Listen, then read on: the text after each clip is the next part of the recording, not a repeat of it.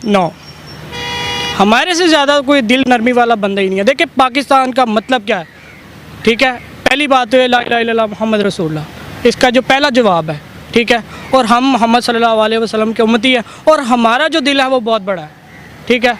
अब अमेरिका हमारे पे ये इल्ज़ाम लगाता है कि ये इंडिया का और या पाकिस्तान का जो सुपर पावर निज़ाम है, एटमी निज़ाम, वो बिल्कुल ही मतलब खलास है। तो वो किस ऑनर से बोलते हैं? मेरे प्यारे भाई मेरी बात सुनो, हम ला इलाहा इल्लल्लाह मोहम्मद रसूलुल्लाह पढ़ने वाले हैं, लेकिन क्या ये कलमा पढ़ने वाले को ज़ेब देता है कि वो किसी के पास जाके मदद की वो करे और मुसलसल एक इमेज ऐसा पोर्ट्रे हो जाए कि इसने अगर हमारे पास आना है पूरी दुनिया के अंदर, इसने जहाँ पे भी जाना है, इसने भीख मांगने आना है? क्या ये इमेज बहैसियत मुसलमान हमें ज़ेब देता है कि हमारा ये इमेज हो?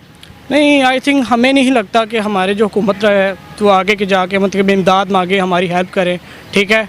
खुद के अंदर जज्बा होना। अब जो बाइडन के कहने का मतलब ये था कि पाकिस्तान इसलिए दुनिया का सबसे खतरनाक देश है कि पाकिस्तान के पास न्यूक्लियर वेपन है, और ये न्यूक्लियर वेपन बिल्कुल भी सुरक्षित नहीं है, क्योंकि पाकिस्तान के हमेशा से ही आतंकवादियों के साथ संबंध रहे हैं। इसलिए जो बाइडन और पूरी दुनिया को यहाँ पर ये बहुत ही बड़ा थ्रेट दिखाई देता है।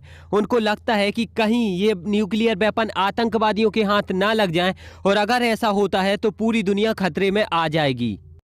कि अमेरिका के प्रेसिडेंट मिस्टर जो बाइडन ने कहा है कि Pakistan may be one of the most dangerous nations in the world as the country has nuclear weapons without any cohesion, कि पाकिस्तान दुनिया का ख़तरनाक तरीन मुल्क है। यानी अमेरिका की तरफ से पाकिस्तान को दुनिया का ख़तरनाक मुल्क करार दे दिया गया है।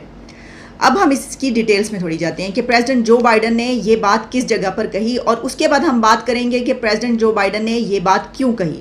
लेकिन इससे पहले मैं आपको ये बता दूं कि पाकिस्तान की तरफ से इस पर रिएक्शन आ गया है, और पाकिस्तान के फॉरेन मिनिस्टर बिलावल भुट्टो ने कहा है कि अमेरिका के सदर जो बाइडन के पाकिस्तान से मुतालिक बयान पर प्राइम मिनिस्टर के मशवरे के बाद पाकिस्तान में अमेरिका के एम्बेसडर मिस्टर डोनाल्ड ब्लूम को ऑफिशियली डी मार्च एहतजाज के लिए फॉरेन मिनिस्ट्री तलब कर लिया गया है।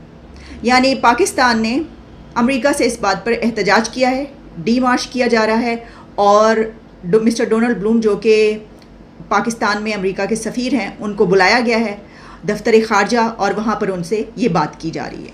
अब ये खैर काफ़ी देर नहीं लगाई, क्योंकि इसके बाद जब ये स्टेटमेंट आई तो हर तरफ से ये सवाल उठ रहा था कि पाकिस्तान की तरफ से कोई कुछ क्यों नहीं कह रहा, क्योंकि सबसे पहले स्टेटमेंट आई former prime minister Imran Khan की। उन्होंने कहा कि पाकिस्तान ने तो आज तक ऐसा कोई काम नहीं किया। उनका इसमें जो मौक़िफ़ है, यानी जो स्टैंस है, वो ये है कि यूएस की जब बात की जाती है तो बहुत सी दुनिया में जंगें ऐसी हैं जिसके ऊपर ये कहा जाता है कि ये अमेरिका ने वहाँ पर जंगें लगाई, जबकि पाकिस्तान का तो इस बारे में कोई ऐसा रिकॉर्ड नहीं है।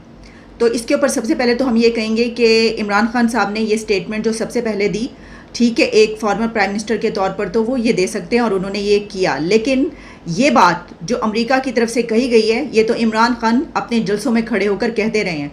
उन्होंने तो यहाँ तक कहा था कि ये जो एटमी असासे हैं ये नहीं रहेंगे, यानी ये ले लिए जाएंगे, और इस तरह की बातें की थी, 3 टुकड़े, जिससे कि एक जो इम्प्रेशन जाता है वो यही जाता है कि इनका अपना वज़ीर आज़म जो है वो ख़ुद ये समझता है कि ये ख़तरनाक है, ये जो पाकिस्तान के जो असासे हैं, और इस वजह से ये बात कर रहा है। यानी साथ ही साथ पाकिस्तान खुद भी यह कहता है कि वो किसी भी न्यूक्लियर पॉलिसी को नहीं मानता, मतलब वो कभी भी किसी पर न्यूक्लियर अटैक कर सकता है। आरजू जी, ये बहुत इंपॉर्टेंट न्यूज़ है। क्यों? क्योंकि आज जो भी आपके लोग वहां पर गए थे, जिन लोगों ने पहले बोला भाई भारत में दरार पड़ गई अमेरिका रिलेशन में, तो पहले ये नेशनल सिक्योरिटी स्ट्रेटजी वाला डॉक्यूमेंट आता है, तो तब देखिए उसका पाकिस्तान से कोई प्रतिक्रिया नहीं है, कोई रिएक्शन नहीं आया। अब ये जो लोग घूम रहे थे यहाँ, जो अपने मेडल वेडल खुद लगा रहे थे कि हमने ये करा दी, हमने भारत की नैया डुबा दी, रिलेशन में दरार डला दी, पूरे अमेरिका का चक्कर वक्कर काट रहे थे, दाएं से बाएं, ऊपर से नीचे। तो बट अब ये जो है, ये जो चीज हो गई, कल से वो बिल्कुल शांत बैठे हैं। चलिए कोई बात नहीं, वो बोलते हैं। अब दिक्कत क्या थी उसमें? देखिए, जब स्ट्रेटजी डॉक्यूमेंट आया, वो कोई बयान नहीं, तो एक रिटन पॉलिसी है। रिटन पॉलिसी को एक नई पॉलिसी निगेट कर सकती है। जब तक एक नई पॉलिसी नहीं आती तब तक वो डॉक्यूमेंट वैलिड है, तो इसलिए वो बात नहीं बनी वहां पे। अब क्या हो गया, जो खूब डोल नगारे बज रहे थे कि जी दोस्तियां कर दी, ये कर दी, वो कर दी, फिर एक नया स्टैंड लिया उन्होंने बोला नहीं कोई नहीं, ये भारत के साथ हमारे उनकी दोस्ती, पर पाकिस्तान के सभी बहुत अच्छे ताल्लुकात हैं, हमने ताल्लुकात सुधारे, और जो इमरान खान नियाजी ने ताल्लुकात खराब किए थे उनको हमने जाके सुधारा। देखो हमने फोटो खिंचवा ली, हमने हाथ मिला लिया, हमने ये फोटो करवा दी, हम यहाँ गए वहां गए, कुतुब मीनार के नीचे खड़े हुए, देखिए हाँ कुतुब मीनार यहाँ है, अमेरिकन कुतुब मीनार के नीचे खड़े हुए, झरने के नीचे, पेड़ के पीछे, सब जगह फोटो हमने लगा ली। कोई बात नहीं, अच्छी बात है, फोटो लगानी चाहिए आरजू जी, अच्छी है, मेमोरीज रहती है। अब हुआ क्या, अब ये जो स्टेटमेंट आया है, वो जो आपको बॉलीवुड बड़ा पसंद है तो बॉलीवुड की भाषा में आपको जवाब देता हूँ। एक गाना सुना होगा आपने, काली राम का फट गया डोल, हो गया उसका डब्बा गोल। अब जो डोल नगारे बजने वाले थे, बजाने वाले, की डोल ही फट गए। और आज हुआ क्या, जब ये स्टेटमेंट आया, आप देख रहे कितना कितना शिफ्ट हुआ। मतलब 2 दिन में जो एक परसेप्शन बनाया गया, भारत को हमने पछाड़ दिया, हमने जी रिलेशन सुधार दी। मैं तो कह रहा हूँ इससे अच्छी रिलेशन तो इमरान खान के टाइम में थी। इमरान खान नियाजी के टाइम में इतनी खराब स्टेटमेंट तो यूएस ने नहीं दी थी।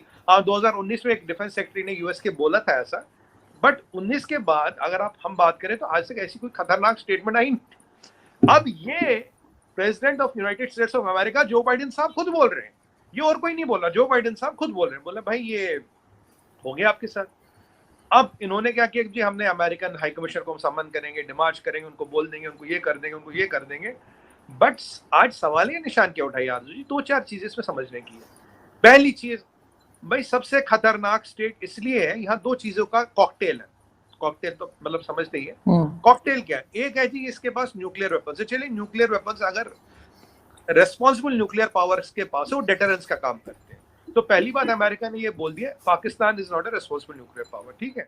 अब देखिए ना कि अब मैं इसको जो स्टेटमेंट है, इसको जो बाइडेन साहब की स्टेटमेंट है, मैं इसको उस तरह नहीं समझता कि ये एक सियासी स्टेटमेंट ये एक इंस्टीट्यूशनलाइज्ड स्टेटमेंट नहीं है। 2-4 दिन 10 दिन पहले तो आर्मी चीफ पेंटागन से के आ रहे हैं और बड़े जबरदस्त ताल्लुकात हैं। आप देख लें कि पेंटागन या स्टेट डिपार्टमेंट की तरफ से कभी पाकिस्तान के न्यूक्लियर प्रोग्राम की तरफ से कभी स्टेटमेंट नहीं आई, नेवर, ठीक है जी।